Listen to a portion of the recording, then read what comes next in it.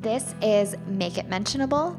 I'm Alyssa Patmos, and this is the show about being human in a world that encourages us to be robots. I invite you to join me as we journey through the mess, the magic, and the mania in between, because what we can talk about, we can manage. This honest conversation extravaganza includes free-flowing conversations and high doses of vulnerability to remind you that you aren't alone. No topic is off limits, and episodes are designed to leave you smarter, aka more self-aware than when you came. I am so glad you're here. Hello, and welcome back to Make It Mentionable.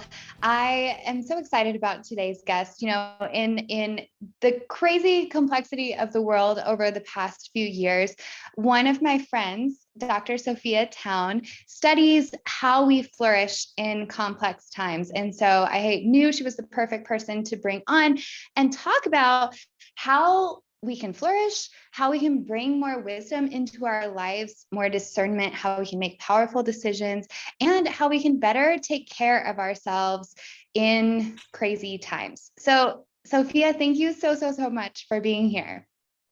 Thank you so much for having me. I was so excited when you reached out and asked me to join you. I love you and I love what you're doing, and I love talking about these really important topics. So I'm thrilled.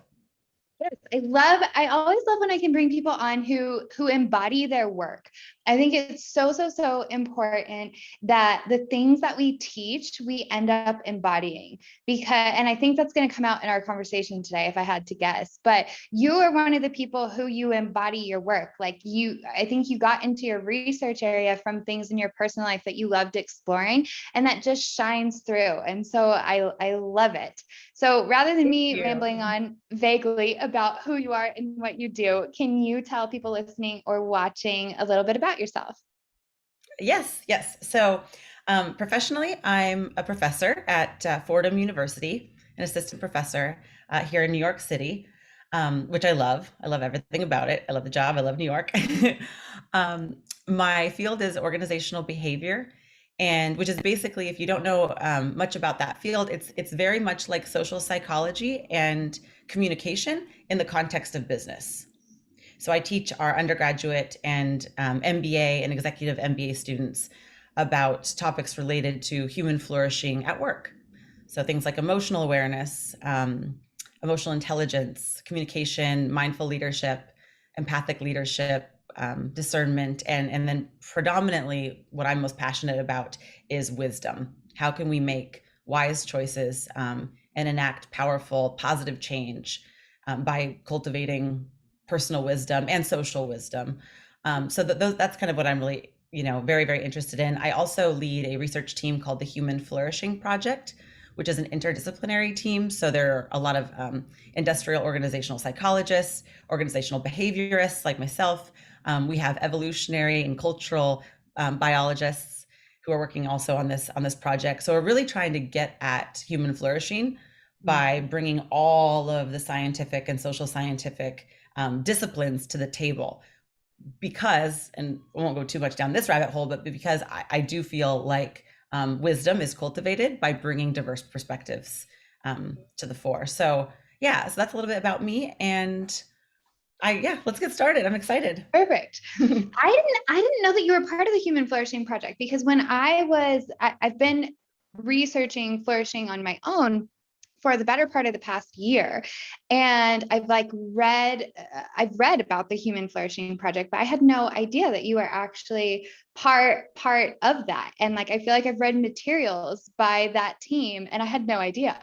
Okay, so you're yes and no. So to be fair, you're probably talking about the Human Flourishing Project at Harvard, which is kind of one of our partner research institutions. So we have our own Human Flourishing Project at Fordham. But it's funny you mentioned that, because I won't name names here just because it's a podcast. But I have a meeting with one of the folks from Harvard's Human Flourishing Project next week. So we're going to talk about teaming up and joining forces. But It's so powerful because like I feel like people got extra interested in flourishing after the languishing. There was a popular article that came out in the middle of the pandemic on languishing. And Right. I feel like it was something that so many people were experiencing. So let's give listeners some definitions because these are big words. Like we're talking wisdom and flourishing, and those are big concepts. It's something that we all, I feel like, have this innate wanting or longing to tap into, but we don't always know how to get there. We don't always know what it means. So to you and in your research and how you approach your life, what does flourishing mean to you? Mm. Flourishing to me is developing the ability to move powerfully through life with clarity, with calm, with quiet confidence, and the ability to see beyond what is right in front of us, to take the long view and align our actions and our values with well, to me personally, with creating a more flourishing world so that my actions and my values connect to the social good. I feel like humans by nature are um, compassionate beings. So we have evolutionarily a drive to connect and bond and be social. And in fact, that's why one of the reasons why humans have made it this far, evolutionarily is our social nature. And so flourishing to me, is when you personally are able to connect with the larger social good, and there's that alignment. It's also the ability to give yourself grace and stumble your way through life, and recognize that failures and fumbles are actually beautifully part of the larger experience. So flourishing isn't always doing things perfectly or even doing things well. It's more of the spirit and the energy that we come to life with, and even being grateful for some of the things that don't go well, and actually feeling that gratitude, because that actually, when things don't go well, that's when we cultivate wisdom and become our wisest, most compassionate selves. So flourishing will look different for everybody. My flourishing is not going to be necessarily yours. Well, you and I have a lot in common. It might be, but it might not be someone else's. So it's more of a spirit and an energy than it is like a particular path, if you will. Yeah. I love that. And I think it's important to bring attention to the definitions at the start so that, we have that common lexicon. That's one of the things that I love about the power of communication is once we can bring something out into the air. That's why this show is called Make It Mentionable. Then there's a way to manage it. We have this like common understanding of it, and then we can move forward from there. So the other Can I piece. jump in and just mention one thing? Speaking of mentionable, so, and I think this is really, really important in today's society, and in Western society in particular. I think we are very obsessed with this idea of happiness and pleasure and feeling good. And flourishing actually is, I think, more of a calmness. It's a contentness. Mm. And so that's why when you see like people of older age, right, who've been through a lot in life, I feel like it go two ways. Sometimes they're more cranky, but sometimes they're just more calm, and you can feel when someone truly has a sense of peace. Mhm. So it can be subtle. But to me, that's also flourishing. That's so important because so many people are chasing happiness. And happiness is something that is fleeting. And so for me, a huge piece of flourishing has also been emotional resilience Mm, and the ability to bounce back from the tough times and hmm. not needing to live at either extreme, not having to like wallow in the depths of the lows, but not having to be in the extremes of the highs all the Yeah. time either, and being able to move fluidly between them because there is so much beauty in the pain when we can Hmm. start to look at it as a gift. And Yes. so I think that brings us to one of the second themes, which is wisdom. And you keep saying cultivating wisdom. And I love that Mm. because it's something that it has to be intentional. I think a lot of times people just think of it in terms of like ancient wisdom, Yeah. and they don't really know how to apply that to their lives. So for you, what does wisdom mean? So I do draw on my Buddhist sensibilities to answer this question. I think wisdom is understanding in a moment, particularly when the stakes are high, our emotions are high, it's understanding how most skillfully to respond to life Mm, in the unfolding of it as it's happening. And this is not something people are born with. This is something that is, I use the word cultivation or develop, right? Foster. yeah. Um, so wisdom is, well, actually, to answer this question faithfully, let's step back a second. Yeah. In Western society, the way we were educated oftentimes, right? We learn a lot about conceptual knowledge. We learn, you know, frameworks and theories and mathematical logic, and we learn, concepts, right? How these different fields, relate to one another, right? And in our classes, our students learn about concepts, and then they take exams and they answer questions, and they maybe multiple choice questions, essay questions, or they write papers on, theories that they've learned. That is just one piece of um, wisdom and awareness of how the world works. That's conceptual knowledge. In order to cultivate wisdom, we need to do a couple of things. We need to move from conceptual knowledge, knowing about how the world works, to from knowing to doing. So being able to enact that knowledge and put it into practice. So we move from knowing about to skills. Doing is the skills piece, knowing to doing. But then wisdom actually takes one further step. So we need to move from doing, integrating skills, practicing, communicating effectively, right? To being, knowing, doing, being. And that being piece, that is where wisdom lives. That's where wisdom resides. To move from knowing to doing is actually quite easy. You take a theoretical framework, you start applying it, you practice it in class, you might do a case study or read a case in the business school, and then you apply the knowledge, and that's doing. To move from doing to being is actually a much larger leap. And that takes ongoing practice. It takes a lot of self-reflection, integration. We have to use, I mentioned double loop learning. Double loop learning is where we actually question our assumptions. So we question the sort of foundation that we come to a certain course, or a certain, we read a new book and we learn something new.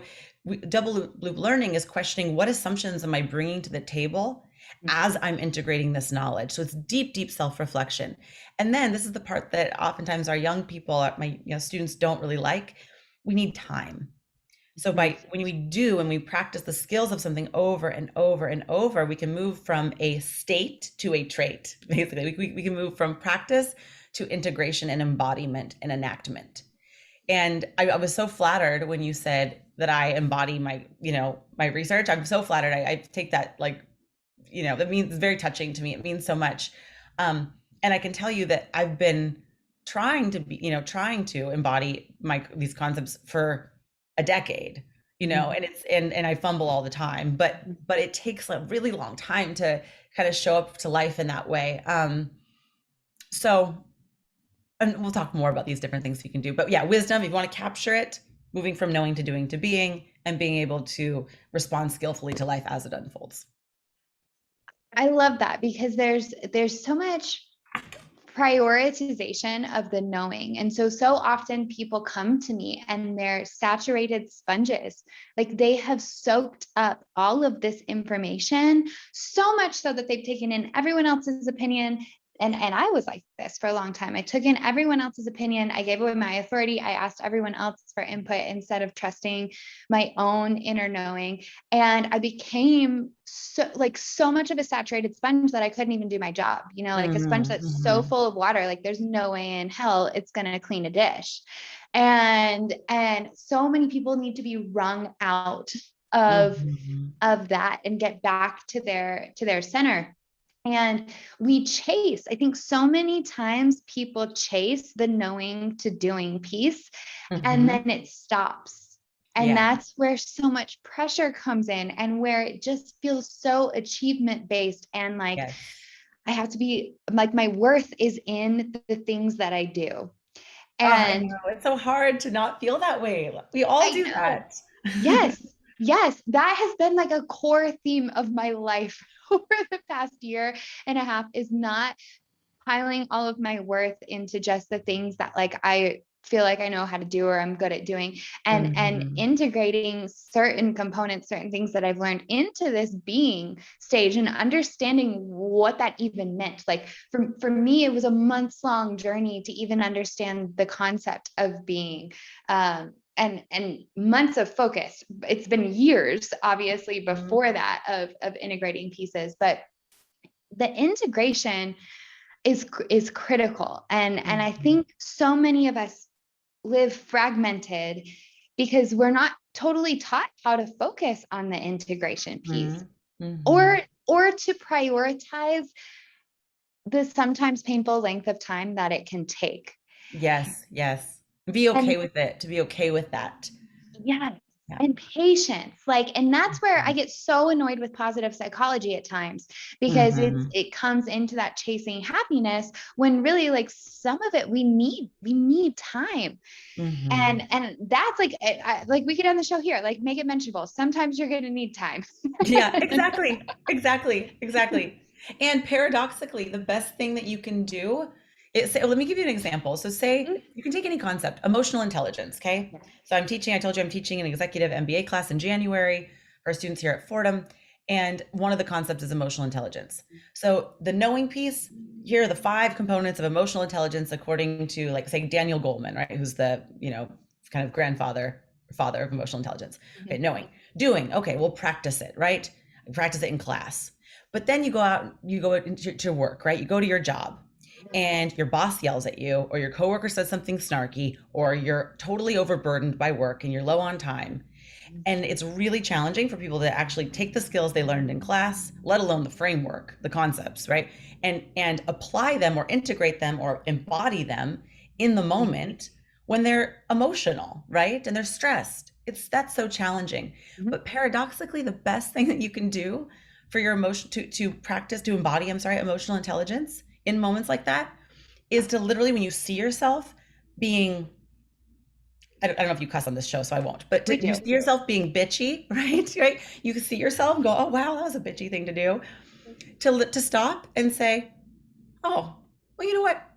Okay, I was kind of bitchy today," and move on. And that's it. It's okay. Like Yeah. part of emotional intelligence is observing yourself being not emotionally intelligent and just giving yourself the grace to be hangry or cranky or whatever.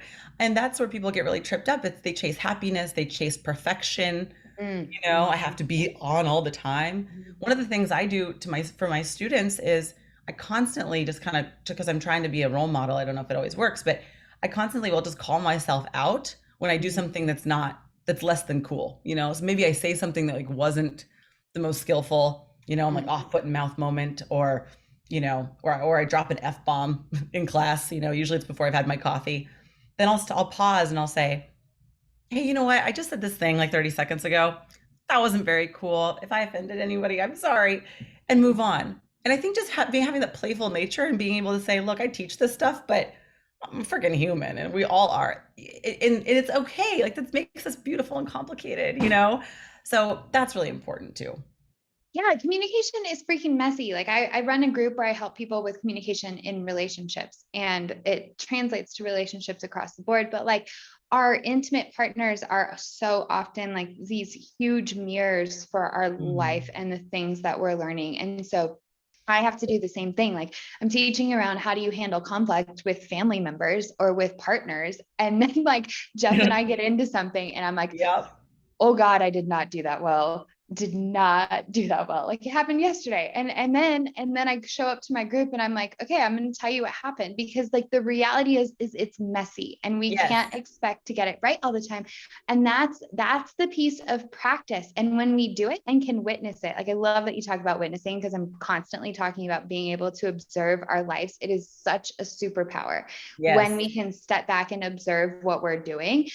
And so, but when we can do that, like we can take ourselves less seriously Yes. and Yes. and breathe Yes. again. Yeah, take yourself less seriously. I don't know if you've ever watched like an interview with the Dalai Lama. I just love his energy. He's so playful. He's like, everything, life's like, not a game in the sense of like strategic, but we're all here playing a game, right? We're all here just participating in this socially constructed and biological life that we're participating in. And it's like we just don't need to take ourselves too seriously and give ourselves and each other a lot of grace. That's wisdom. That's wisdom. It's simple, but it's hard to do.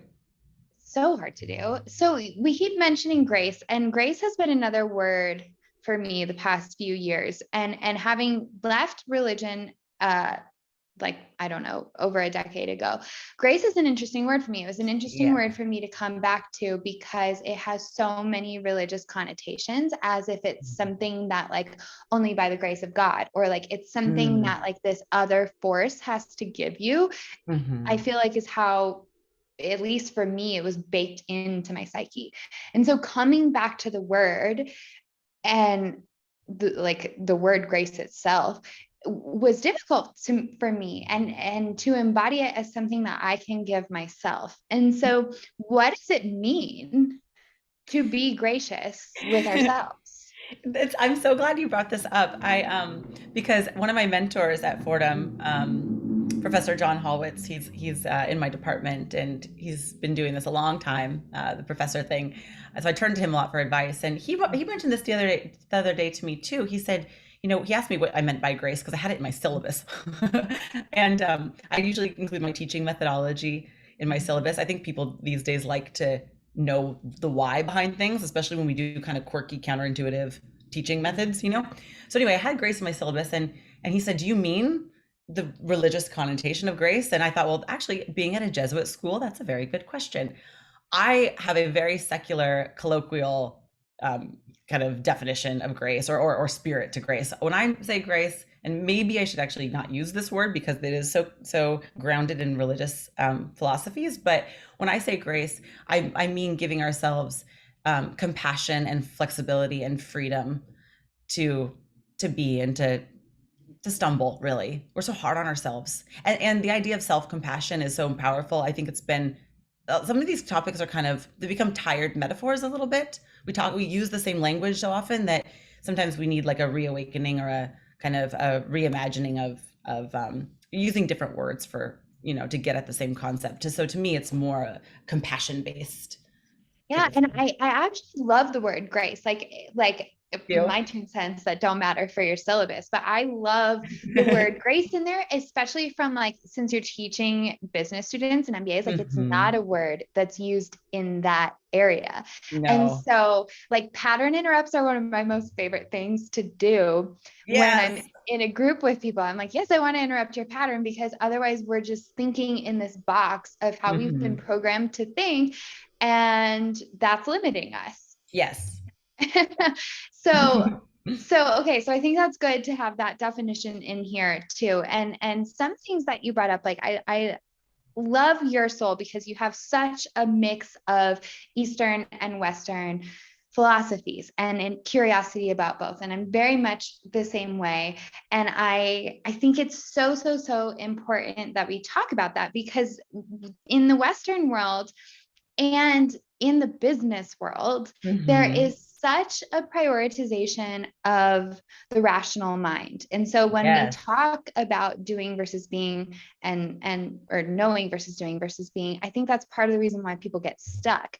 And it's Yeah. this like over reliance on logic in a way that Mhm. it's like completely prioritized over other ways of knowing. And Yes. so what's been your experience with that? Like you Hmm. teach executive MBA students, you're in the Hmm. world of leadership all the time. So how are you addressing this ridiculous prioritization of logic? Yes, good. Thank you. This is a topic that's near and dear to my heart. The historical prioritization of rationality is actually relatively arbitrary. I mean, it emerged with the different sort of trends in the scientific um, arenas over the last 100 years, right? And so we've been moving towards this prioritization of rationality, and of course, in various fields, but of course, it's also been integrated in the business realm. I don't know if you know much about kind of the history of business schools, but they were very skills based at first, Like, here's how you go be a manager. Okay. So there wasn't a lot of this more deep self-reflection or philosophy, Fordham's a liberal arts school, so there's more of that there, but the business world was very skills based already. And then the scientific, community prioritizes rationality.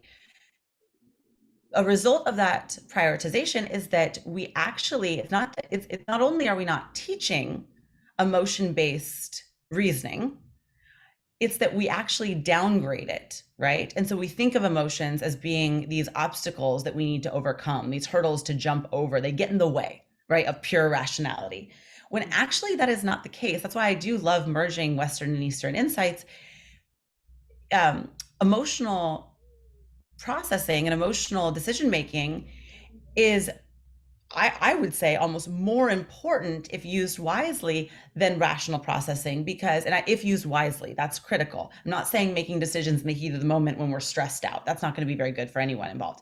But drawing on our emotions and tuning into them in order to understand not only the problem we're dealing with, but the lens that we're bringing to the problem we're dealing with is so wise.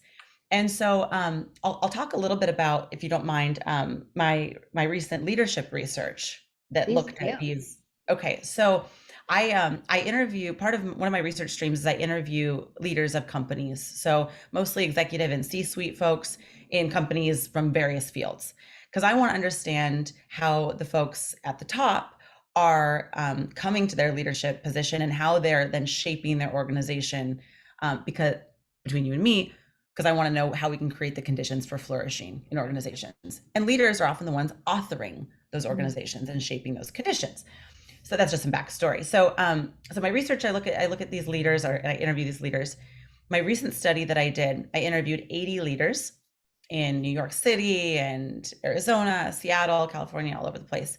Half of this group are what you would consider to be just objectively good leaders. They're charismatic, they're intelligent, they're well-connected, they're educated, they're experts in their field, they have social skills, and their companies are objectively flourishing, to use the word, right? Successful, profitable. And anywhere from like a small business, successful small business, up to a Fortune 50 company was the leader that I interviewed at the largest company, 50,000 employees. So half that group is that. The other half of my leaders, the other 40, have the same qualities as the first group, except they have one thing different. And that one thing different is that these folks have a personal, long time, regular mindfulness practice. So these are my meditating leaders. They meditate daily, basically, for the most part. Sometimes their organization knows about this because they've implemented, mindfulness initiatives. Oftentimes the organization doesn't. It's a personal, private practice. So I was really interested because of the way that mindfulness connects up with non-dualistic thinking, right? Paradoxical thinking. I wanted to know if the two groups handled complexity similarly, or if there's anything different.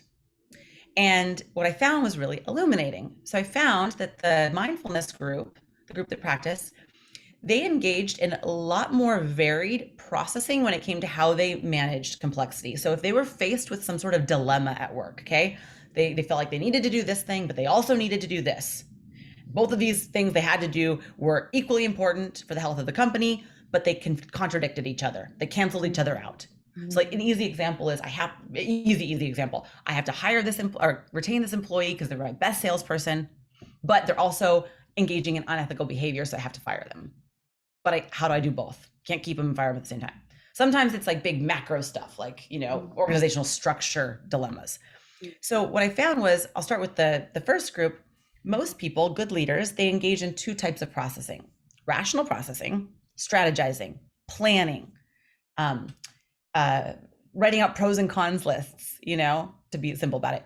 Rational processing and verbal processing. They talk things through with their advisors, with their board, in meetings, with their subordinates. Okay, so rational, verbal. And they tend to tack between these two processing types. The second group, the mindful group, they tacked between 5 different types of processing: rational, verbal, emotional. So they would tune into when something happened. How do I feel about this? What is my emotional state right now? What is my gut telling me? Okay, that was very prominent. They also engaged in physical processing. So they'd be, when they were faced with their dilemma, my hands are sweaty, My throat's tight. I don't think I'm breathing very deeply. My heart's pounding. So what is that telling me about the situation? And then they also engaged in what I'm calling for now suspended processing. And that's basically when they said, you know what? I'm not going to process right now. This dilemma is in front of me. I'm going to step away from it. I'm going to stop making, I'm going to basically withdraw from any decision making or problem solving and take a little adult timeout. And what I found was that the folks that tacked between those 5 different types of processing, which I would say cultivates wisdom, they actually had over 2 times larger repertoire when it came to their responses, how they acted, the actions they took toward their organizational complexity and dilemmas mostly. They had more than 2 times the variety of types of things that they could do that they saw as perceivable or possible compared to the other group. So through this engaging of the senses, processing with these different senses, it actually makes you more creative, an ability to see a more expanded possibility for action or possibilities for action. That is just rad, I think, and so just powerful. But that is wisdom. The I love what you just said about seeing more possibilities for action. That's something that comes up for me as well, because in any situation where you're trying to resolve something, whether it be a problem in the business or you're trying to resolve conflict with your partner, if you go to the place where you shut down all possibility, there's only one path, and it's the path that is most obvious to you based on whatever you have coming up from the past that is influencing this situation, whether you're aware of it or not. And that shuts down the possibility for collaboration. It shuts down the possibility for seeing things in new ways, for having some like hit of inspiration to come to you and being able to grab onto it and then use it.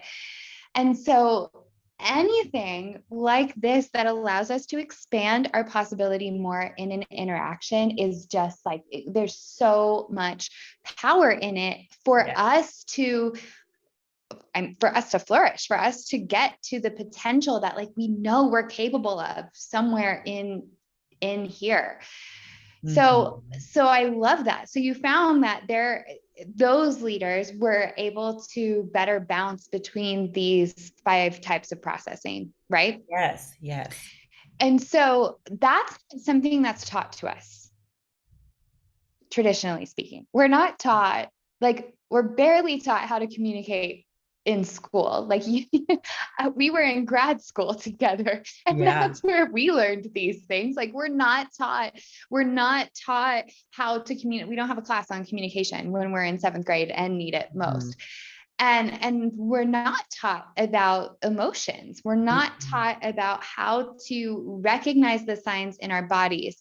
There was another episode that I recently did, and we were talking about our bodies as communicators and how our emotions are communication, but we're not taught how to read it.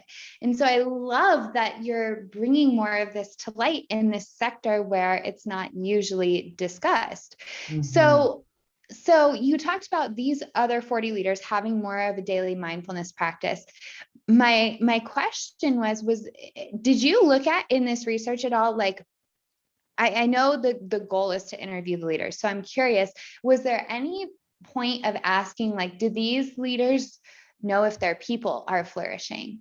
And there's a question of like, if the organization is, which from a business lens, profit is the most important thing. But at the same time, are your people flourishing? And was there any difference there? I didn't look at their people. No, that is a really, really good kind of pathway for future research and more interviews. Oh darn, more data. Oh darn. When you're a nerd, you love this stuff. But no, that's a really, really good point. Yeah. I think that would be really beautiful to study. Is what are your people, kind of some like 360 interviews, right? How do your people feel at work? Do you feel like your dignity is recognized? Do you feel like you have pathways for flourishing and growth? Do you feel like your leader really sees you? Because now, to be completely frank with you, I wanted to make the soft skill of mindful discernment and mindful decision making palatable to the Western business audience. And so my context for this research was how do leaders handle organizational dilemmas and paradoxes, like very harsh, very leaderly, very business, which is very, there's utility there. It's good to know how we can make decisions in a way that helps the organization flourish from a profit standpoint or structural standpoint.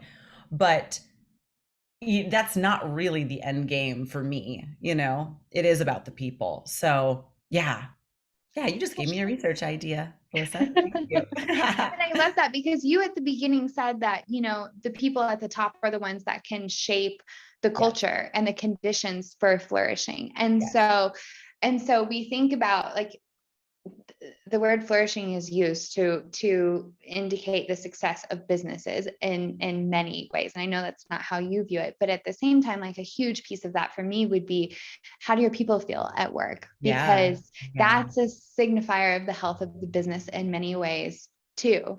And so I love that. And we often use the business case for that, right? We say, oh, well, if employee morale is down, then, turnover is up, and turnover costs 2.5 times the employee's annual salary. It's very expensive. Right? We make the business case for employee well-being. And that's, again, fine, because we're trying to reach the Western audience and speak in a language that makes sense to them, which is, to us, I guess, money, money, money. But the good thing is, the happy side effect is, if, regardless of whether or not we're making the business case, if the employees are flourishing, they're flourishing, So it's better for everybody. Yeah. Yes, like, and that, I think there comes to a philosophical difference at some point around if work has to suck or not. And I don't believe that work has to suck. And I always admire the leaders that do focus on, like, the state and well-being of their employees too, just for the sake of the fact that, like, we're human. That's a great start. And so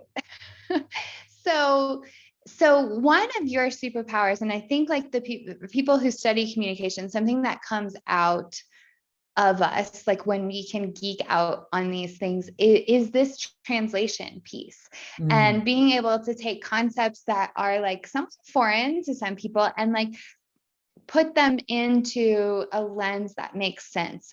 And I have to do this a lot, like, with explaining with couples, like, certain things about women's intuition, or, like, the more woo side of intuition, and, like, what is the practical magic of this? And that's how I love to describe it. Like, the woo practical side. magic, like, what do you remember that movie? Did you ever see that movie with Sandra Bullock and Nicole Kidman? Such a good movie. It's great.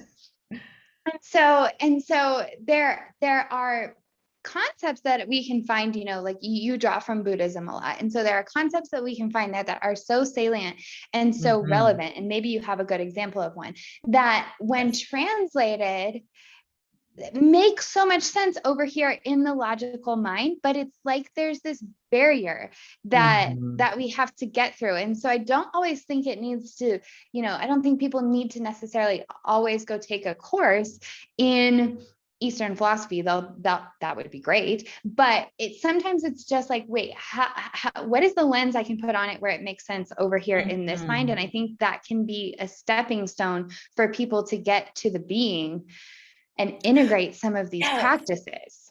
Yes, absolutely. And you know what I have found to be incredibly powerful for translating more abstract ideas or complex concepts to kind of like lay terms, or terms that everybody can get behind and recognize and say, you know what, that connects for me? Metaphor, the power of metaphor. Metaphor is beautiful for this. And do you mind if I share one with you that I... Please do. Okay, so I use this in almost all of my workshops. So we tend, and I didn't make this up, so I'm not taking credit for it, but I love it. And so I'll share it with you because it's near and dear to me. So in life, okay, we tend to think of life like a game of chess. And my students feel this way, right? We plan ahead. We think that if we strategize well enough, if we plan far enough, if we can outsmart life and see what the next move's going to be, and we can develop our chess skill, right? that, for example, going to college, getting an education, doing, getting an internship, making connections, finding a mentor. These are all the things my students do to set themselves up for success. So they're looking at their chessboard and they're saying, okay, if I can anticipate what life's going to throw at me, I can plan, right? And the problem with that is that life is not a game of chess. It's not. Life is so much more like a game of Tetris. So I don't know if you remember, I had a Game Boy. So we're in our 30s, we had Game Boys back in the day. I just played Tetris on my Game Boy. So if you haven't played Tetris, look it up. I think most people know what it is. But basically, it's this video game, right? And you don't know which piece you're going to get until it comes down onto, falls from the ceiling into your little screen. And the idea of the game then is to make sure that you fit that piece with all the other little pieces that have fallen down. And they're all different, right? One's a little square, one's a little L-shaped thing, one's a little, like Z-shaped thing, and you got to make them fit. And the worst thing you can possibly do if you come to a game of Tetris, like a game of chess, the worst thing you can do is when you get the wrong little piece, wrong, right? The one you didn't want, is to resist it and say, no, no, no, no, no, no, no, damn it. I wanted the little square, but I got the L-shaped thing. What am I going to do now? I didn't plan for this. I didn't strategize for this. And if you waste time resisting it, fighting it, arguing it, huffing and puffing, bitching to your friend about it, right? Crying, whatever, you're going to lose the game because the little thing's going to come down and so the most skillful thing you can do is say, well, shoot, I didn't really want that little square shape. I wanted the L, but you know what? It is what it is. That's what I got. How can I best use this? We all experienced this when COVID happened, right? No one expected a global pandemic. We couldn't just stand around saying, well, no, this can't be, even though I think all of us did that for a little while, but you have to learn to deal, right?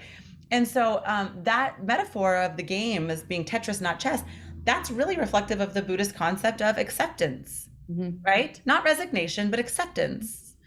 And but acceptance is kind of like a big weighty concept. So I use metaphors like that in class to say, can you connect with that? And I think we all can.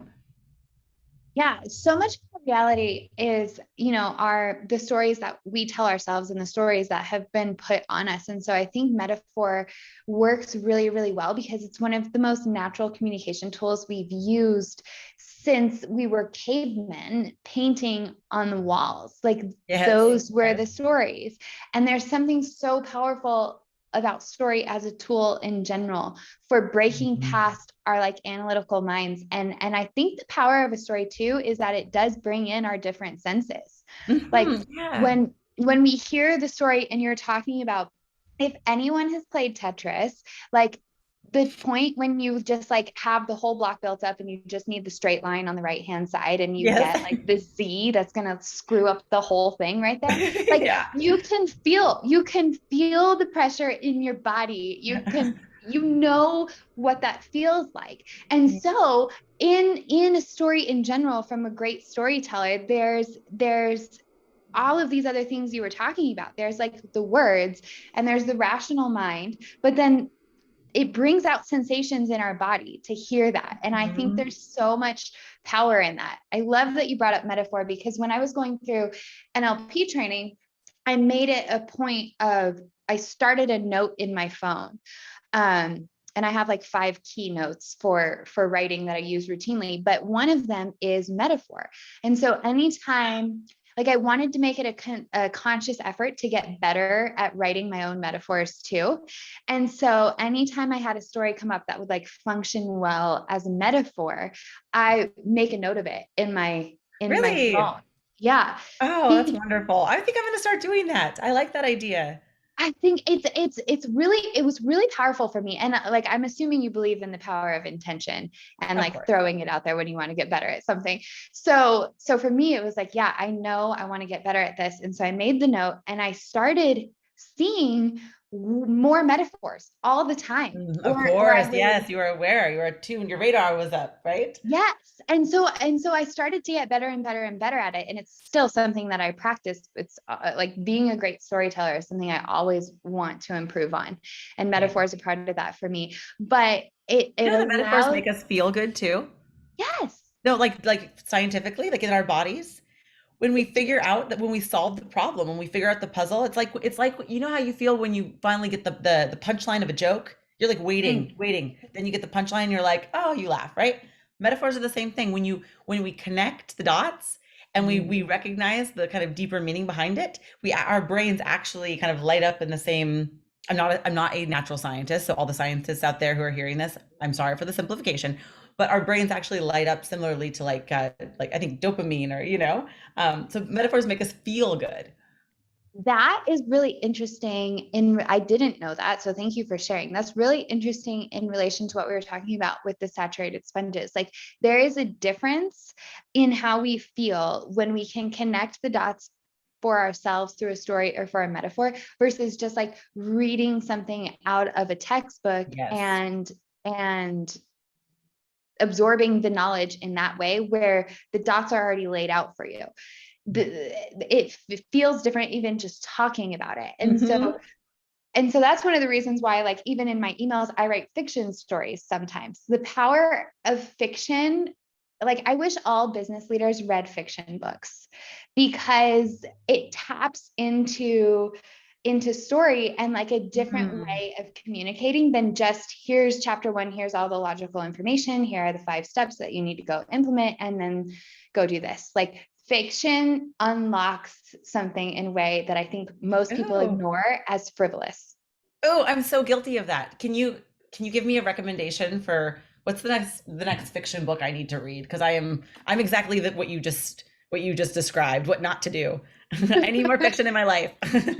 So my favorite author is Sophie Kinsella. She actually wrote the Shopaholic series, but I've never read those books. I've read every single one of her other books.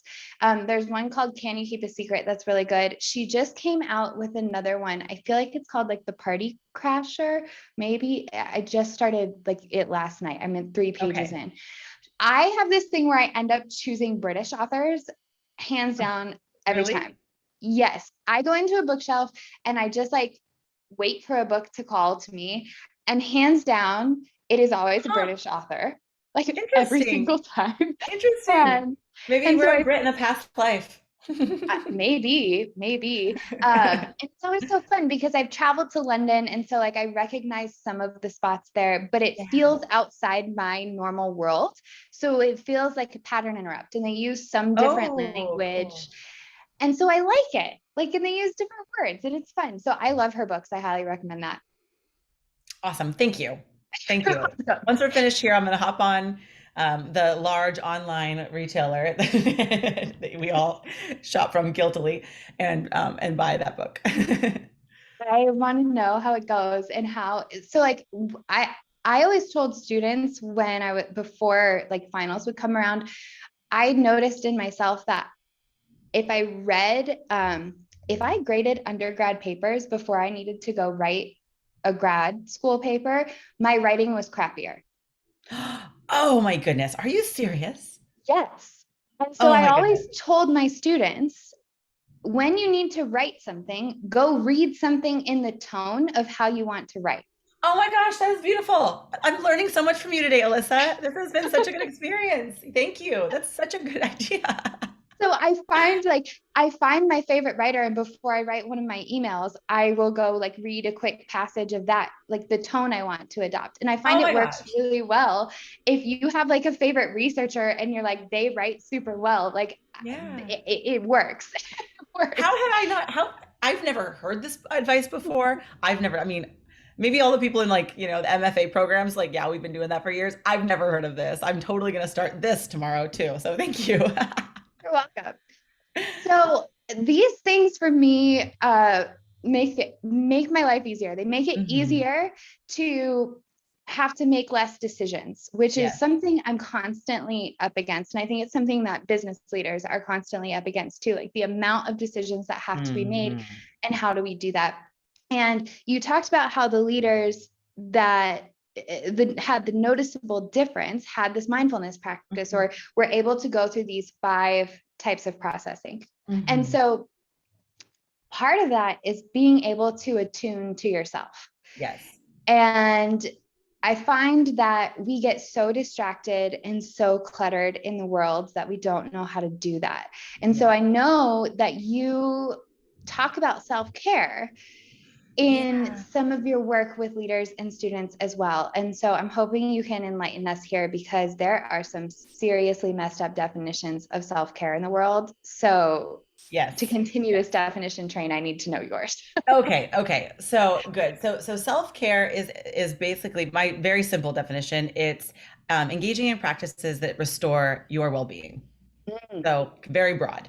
Engaging in practices that restore your well-being. And with that is the expectation that well-being was there, and then maybe something jostled you, and now we're restoring it. We're coming back. We're coming home, right? Remembering, or recalling of our well-being.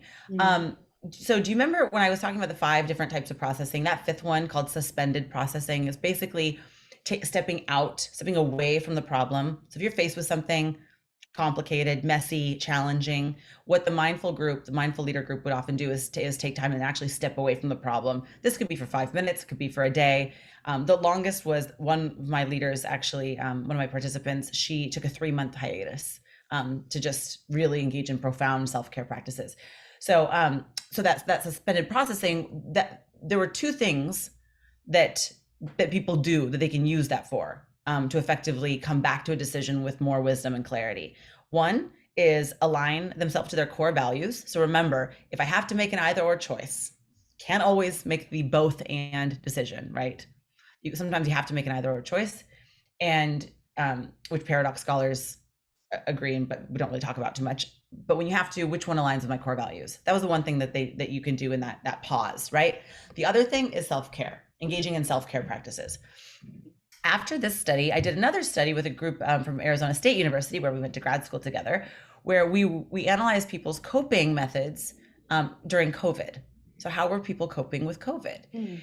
And what we found is a lot of people talked about self-care. It was a buzzword, right? Self-care, self-care, self-care.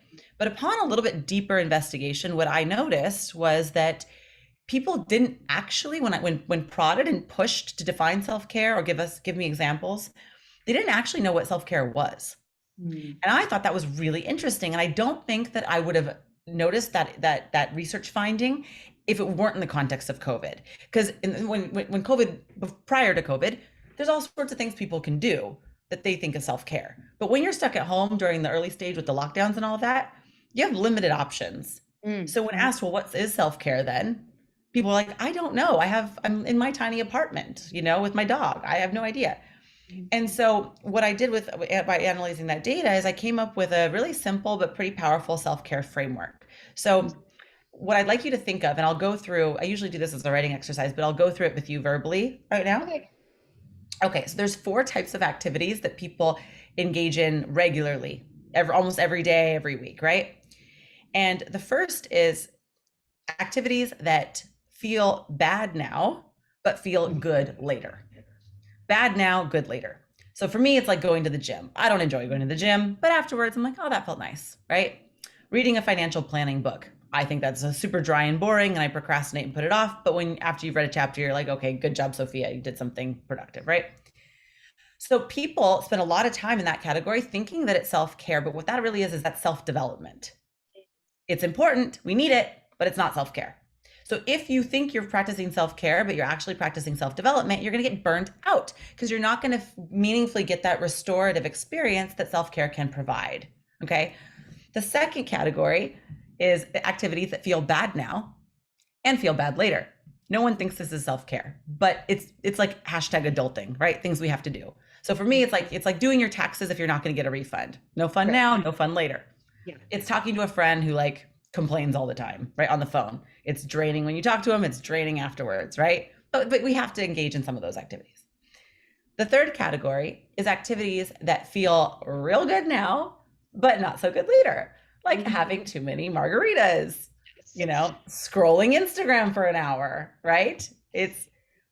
Sorry, the prior category, I didn't give you the definition for, the name for it, the feel bad now, feel bad later, that's self-sacrifice. We got to do it.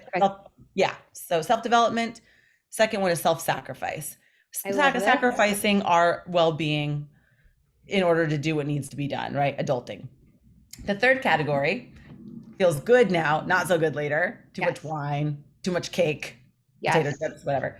That is self-indulgence. And Mm, it's totally a valid category. It's a valid, sometimes you want that second piece of chocolate cake, like right. girl, go for it. But it's not self-care. Mm, And so people spend a lot of time between the first and third category.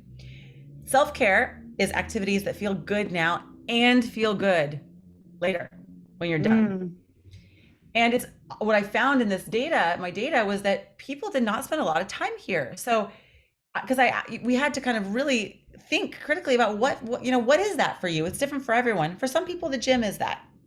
For some people, it's playing with their dog, taking a bubble bath, going on a walk, talking to their best friend. These are activities that feel peaceful when you're doing it, and they enliven you when you're finished. You mm, feel charged, right? And so I always encourage people to kind of spend some time jotting down what are the different I actually like to do this. Set a timer for 1 minute. Go through each category and see how many activities you can come up with that you do regularly. And then mm, here's some self-awareness. Notice which box was easiest to fill. And that'll give you some indication of where you're spending your time. The self-care one is usually the thinnest. And mm, so give some thought to how can I amplify and expand that category for myself. Maybe you have limited time, so you go on a walk with your kids or with your husband. You have a buddy, you take your dog to the park and you take your kids to the park at the same time. And so you're playing with your dog, you have to find ways to like make it work for you in your schedule. Or you just say, okay, for 2 days a week, for 30 minutes, I'm going to have pure self-care time. An hour a week. It's not a lot. 30 minutes twice a week, bubble bath time. Start there, make it simple. yeah. Yeah. And so why do people need to engage in self-care in the first place? Well, aside from the fact that it feels good, and that's reason enough, because we make better decisions when we have clarity of mind. That comes back to the wisdom. We are wiser when we are at peace. And so to give you an example, I don't know if you've ever like been running around your house looking for your keys or your phone, you're like, crap, I'm running late. You're anxious and you can't see it and you realize it's in your back pocket. The reason you can't see it is because you're anxious. Anxiety narrows our scope of focus, and it actually hinders our creativity. Because we are in fight or flight or freeze. Mm-hmm. And so we're not thinking expansively. By practicing self-care, we reduce our anxiety, we expand our creativity, and we're able to see the world in a more kind of encompassing way. And so there's utility to it, aside from the fact that it just feels good. And honestly, sometimes in life, you just have to do stuff that feels good. Yes. So did you come up with these categories? Did you come up with and label them like that one self-development, that one self-sacrifice, that one self-indulgence, and then self-care? Yes. From my data. Yes, exactly. And in fact, if you want to read a little bit more about this, I just wrote, I'm not a big blogger, I'm too busy doing researchy things, but this self-care, people have wanted to use it in their classes. And so I wrote a super tiny little article on it. And with the framework, the outline, and an activity that you can do. And it's on my website, drsophiatown.com. So if Perfect. you go, we will link it because I okay. think it's great. Also, like I like frameworks because it makes it easy to like when you're trying to move to the being stage. I think it makes it easy to have something to default to just like have this snappy remembrance there. And so I think these categories are brilliant. And sometimes you don't always get validation on your research, but I think I think these are brilliant. I think it's so applicable and relevant and important. And I love the delineation, drawing attention to what our behaviors are, and bringing in awareness to how we're actually spending our time, because it's usually different than how we think it is. Yes. Yeah. So the difference between like self-indulgence and then the self-development category, like I spend a lot of time there. I would have guessed that's your biggest, and which is great. You just don't want to construe it for self-care, because then you're going to feel burnt out, like you're on a hamster wheel, but yes, I would imagine that's your number one. Yes. And I write about the feelings of being on a hamster wheel all the time. Like so many people come to me, feeling like they've been on a hamster wheel for years because they get focused on trying to fix themselves instead of accepting themselves. And accepting themselves would fix themselves. I mean, accepting ourselves fixes ourselves. You know what I mean? It's like life is such a paradox, but that's how it is. It is.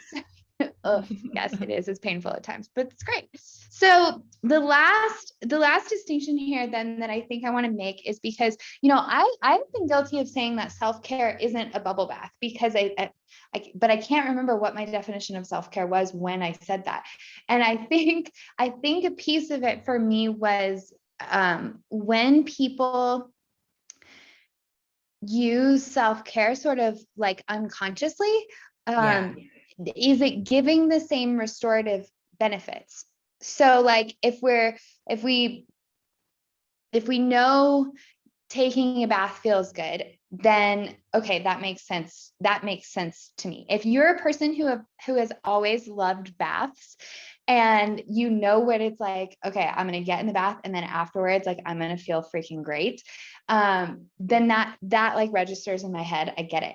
I am not a person who likes baths. And so when people Yeah. always say that self-care is like, oh, it's like a bubble bath or like go and get your nails done or something, like for me to take a bath, it has to be a very conscious thing where I'm like, okay, I'm going to light candles, put on meditation music, and I'm going to force myself to like be held in water. That's the only way it works for me. I'm going to force myself to enjoy this self-care practice. No, no. Thank you for bringing this up. That's actually one of the things I have found most useful with this framework, and that my like workshop participants and students have found useful, is that everyone's categories are different. So no, please do not fall into the trap of, okay, this is the trendy self-care thing to do. So, absolutely not. I actually encourage you after this call, if you'd like to set a timer and go through the categories and see you basically just have to answer this question for yourself. What in my life do I do or could I do, right?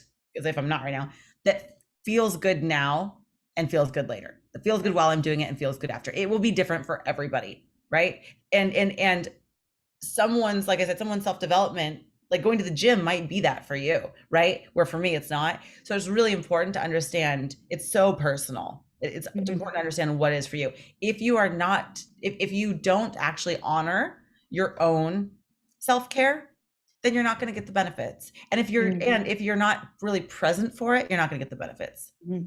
I love bubble baths. For me, like sometimes like when COVID hit, I would take bubble baths and I would just like sink into the water and like hope that I would like disappear into the water. And when I came back out, COVID would be over. Like, it never happened.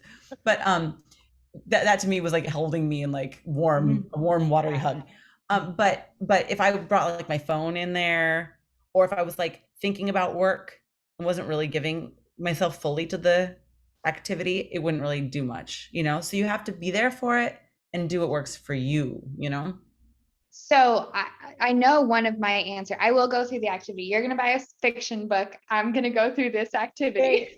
I don't you love Friends? I like in my 30s, I was like, I'm only gonna be friends, not only, but I want friends who like teach me something, and like call me on my shit. I love that. I'm like, yeah, I feel like we I learn love from it each other, too. which is great. It's yes, it feels so good. I love you. And so one of my self-care things is cooking. And I know some people hate it. I love it. It feels good to me to start it. I love nourishing other people. I love nourishing my own body, knowing it's like healthy ingredients and things that are good for me.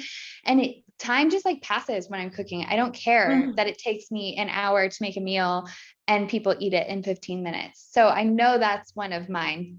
So what is one of yours? Oh, other than bubble baths is actually my main one. I know it's cliche, but it's my main one. So my recent one, which I have found so profound, and I'll just share this with you. It's gonna make me sound like a little bit crazy, but so I live in New York City, right? So I've been walking around New York, and because there's been a kind of an uptick in crime, I'm gonna get to the point, I promise. But because there's been kind of an uptick in crime, I haven't been listening to music. I haven't had my headphones in. I haven't been using my GPS when I walk home. I'll just be with myself. And I have found as I walk through the city without any of the distractions of technology or music, this like profound sense of peace and freedom and just kind of connection to like the other people in the city. And so those walks for me have been really beautiful self-care. It's like 30 minutes of not silence or quiet because you're in New York City, but 30 minutes of just sort of not no thought really, just kind of experiencing the streets and the world. And so that for me is, yeah, That's my new favorite Well, activity. It's cold though, but it's still worth it. yes, I don't think that makes you sound crazy at all. When I first moved to Denver, I was walking 7 miles a day, just like getting out of my head, like walking through the city, 3.5 miles to this place I was working from, and then 3.5 miles back. So walking for me is very similar. But in Denver, Oh, there's this was, been oh, sorry. no, go ahead. This was gonna be the crazy part. I sometimes get teary-eyed and I'll start crying a little bit. That was the part that makes, I'll walk and That's I'll just, I think not it's this crazy. emotional, like it wells up in me and I'm like, okay, I'm like crying. I'm like, I someone's do like, the same thing. It's not crazy. okay. I do the same thing. Like I will go, and it is when I take my headphones out. So very similarly here near Union Station, there's been an uptick in crime. There's been an uptick in just like things that I don't feel as safe walking around. Mhm. And so it's slightly started to limit my walking, which is very frustrating. But also if I am, I make sure to have my headphones out too. Yeah. And there was an article, I think it's in National Geographic, around wonder, and it was around different feelings. I could find it. And it's about wonder, and it's talking about the experience of awe. And Yeah. Yes. it was talking about how senior citizens who went on wonder walks or awe walks, I think they were correlating it to like less dementia or less Alzheimer's, more enjoyment. The benefits like were a mile long. Ah, And it was talking about just intentionally noticing the different shades of green or the yeah. different Yeah. shades of red, and like being able to step in and experience wonder and awe. And I feel like that's might be what's happening for both of us when we go on these Yes. walks. I love it. Yes, yes. I think you just nailed that. It totally captured it. Yeah, 100%. And it doesn't have to Beautiful. be in a big city, you know? For me, Mhm. it's New York, and there's a lot of things to awe at here, and people and the diversity and it's just beautiful. But yeah, it could be in whatever town that your listeners are in, whatever city, just walking and really looking at life, looking at the world, you Mhm. know? It's just, yeah, profound. Those moments when we're just okay to be with ourselves, Hmm. which I think really can become, tell me if I'm wrong, but I would view that as a marker or an indicator, one of them, of if we're flourishing, if we're able to Hmm. be with ourselves in Hmm. moments like that. Yeah, I would agree. I would definitely agree. So, is there anything else? If someone is like, okay, I've loved the concept of flourishing. I love what we're talking about. And I think you have such a power for being able to translate this into the workplace and how people can lead and be culture makers and make shifts for other people just by embodying this for themselves. So, is there any last other tip that you would want to give people who want to start putting this into practice? Which I'm aware is a big question. It's a big question, but it's a big world out there. I like big questions. So my personal belief is that wisdom doesn't happen in a vacuum, and it's not an individual characteristic. It's always in relation to others. Mm. So we can't be wise and not be social beings or socially aware. Not, I don't mean social like extroverted, but wisdom is in relation to all of our actions are interrelated with others in our life, right? And in the larger communities and globe. And so I think one of the most kind of wisdom cultivating practices we can do silently that no one will know we're doing is, and I'm going to be unapologetically woo woo, however you say it, Please do. is when you do go on this all walk, or you walking down the street, or you're in your car, or you're at the store or Starbucks or the laundromat or wherever, when you meet, and just try this maybe for a week, right? Or a day, start with a day. When you see people and you walk by people, just send strangers just a little bit of love. Like just recognize that you can even say silently, like, I love you to Mhm. people you don't know. I don't mean romantic love, but I mean just human love. And seeing the humanness in other people, seeing their honoring their dignity, their inherent sense of value, just for being human, right? When we can give people that type of unconditional love, even just silently to strangers, we are, our brains, our hearts are listening and are aware of that, and we are able to give and receive that to ourselves. And the world, I have noticed anecdotally, the world shows up differently for you and to you when you move through the world with that sense and that energy. So, and I think that is a profound leadership capability or quality. It's not very businessy, but business needs to not be so businessy, you know. So I would say try that practice for a week and see what unfolds for you. I love that. And I think what you just said about the business needs to be less businessy. I think that's why organizations set up systems. Like if I were to think about what you just said, like we set up systems in the organization so that things can continue to run, when we also need to experiment and step into creativity. And that's like the difference between like, yeah, you have oh God, I'm going to try not to open up a tangent really quick. I get very frustrated when people lock the creatives in organizations in a room and only call those people creative, because everyone is creative and it's a different way. Jeff is super creative with spreadsheets. My brain does not work in spreadsheets whatsoever. I'm creative in other ways, like with cooking and with colors. But so often we like pit the creative people against like the systems people, but the whole thing is a system. And like that system can afford you trying out this practice. Yes. That's why we create systems. And so stepping out and trying one thing that might have, I mean, I'm willing to guarantee it has exponential results, because I've felt it personally. And I imagine you have too.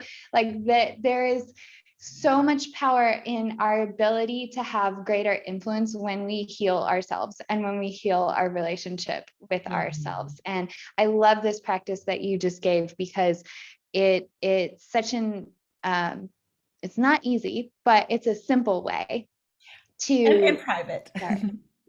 And yeah, simple. And you get to do it in the quiet of your mind. You don't have to share it with everybody. It's a simple way to get started. I love it. So I will link your website, but if people want to follow along, follow on your journey, find you, is there a good place for them to do that? Sure. Yeah. So, I mean, I'm on LinkedIn, Sophia Town, and then I'm also on Instagram. My Instagram's public, and it's a personal page, but sometimes I'll post like little, academic insights and things like that, or poetry. I love your poetry. You got me into poetry. Thank I love you. it. I think I'm going to record one today, actually. I wrote a poem for my sister and her husband's wedding back in October. I wrote them a poem, and I think I'm going to record it. So that'll be up there soon. Yes, I highly recommend following for those artistic insights as much as the academic ones, because it's fun. It's a blending of the worlds. I love it. So thank you so much for being here, and thank you for tuning in, and there will be another episode of Make It Mentionable soon. You've just finished listening to another episode of Make It Mentionable with me, your host, Alyssa Patmos. If you're looking for more in between episodes, then sign up for The Peel. It's my free newsletter that gives tips for how to navigate whatever life dishes. And it's also the place where I share the juiciest of stories. To check it out, head on over to alyssapatmos.com/The Peel. Thank you so much for tuning in, and I'll see you next time.